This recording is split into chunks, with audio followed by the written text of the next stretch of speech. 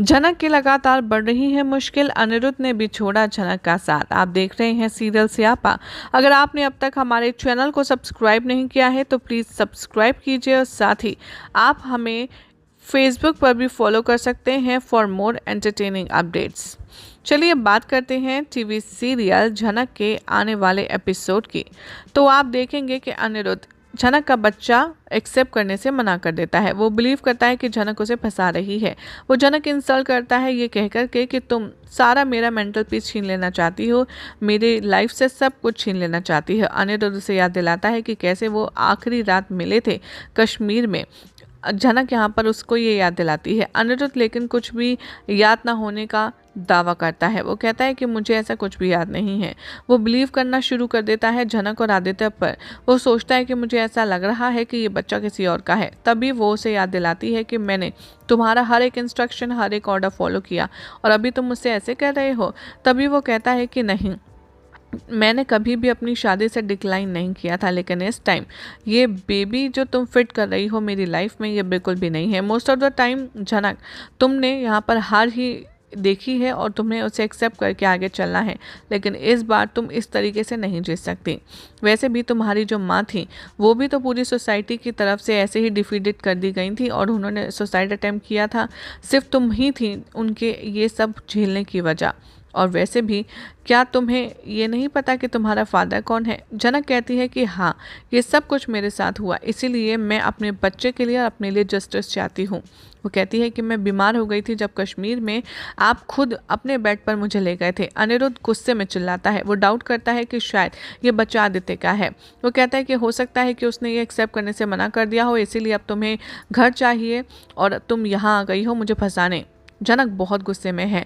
झनक यहाँ पर चैलेंज करती है अनिरुद्ध को। वो कहती है कि चाहे जो हो जाए, अब तो ये लड़ाई मैं लड़ कर के रहूँगी। वो कहती है कि अब तो मैं लीगल हेल्प भी लेकर के रहूँगी और जिस हद तक मुझे जाना पड़े इंसाफ के लिए मैं जाऊँगी, अपने बच्चे के लिए, उसके फादर नाम के लिए। वो कहती है कि मैं अपने बच्चे को इंसाफ ज़रूर दिलाऊंगी। अनिरुद्ध बेचैन है। वो सोचता है कि आखिर वो झनक के साथ ही कर क्या रहा है। तभी वो दोबारा क्वेश्चन करता है। वो कहता है कि बोलो ना, आखिर तुम इतनी ज़िद पर क्यों अड़ी हुई हो? तुम मुझे इस मामले में क्यों घसीट रही हो? झनक इमोशनल हो जाती है। वो अपनी फीलिंग अनिरुद्ध के लिए डिस्क्राइब करती है। वो कहती है कि मैं आपसे कितनी ज़्यादा अटैच थी कि मैं उस दिन आपके साथ में होते हुए अपने आप को रोक नहीं पाई। झनक, अंजना, छोटोन भी यहाँ पर आ जाते हैं मृणालिनी के घर पर अप्पू की शादी के फंक्शन को इनवाइट करने के लिए। तभी झनक जो है वो उनको वेलकम करती है और अंजना को बहुत ही अच्छे से वेलकम करती है, लेकिन वो छोटोन से नहीं कहती बैठने के लिए।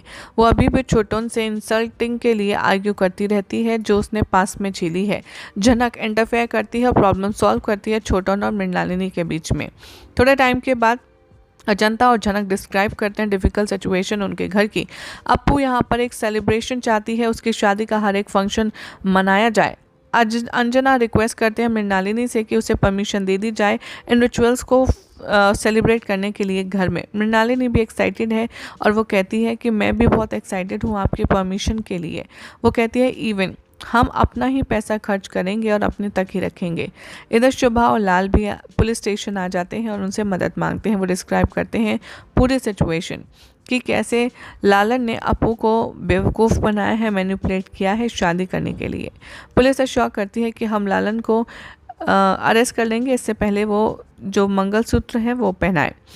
शुभो और लाल यहाँ पर ऐसे प्रिटेंड करते हैं कि जैसे उन्होंने इस रिश्ते को, इस शादी को एक्सेप्ट कर लिया है। यही सब देखने के लिए मिलेगा अपकमिंग एपिसोड में, जिसमें देखते हैं कि कैसे शादी हो भी पाती है या नहीं, या बीच में ही रुक जाएगी। क्या लगता है कमेंट कीजिए।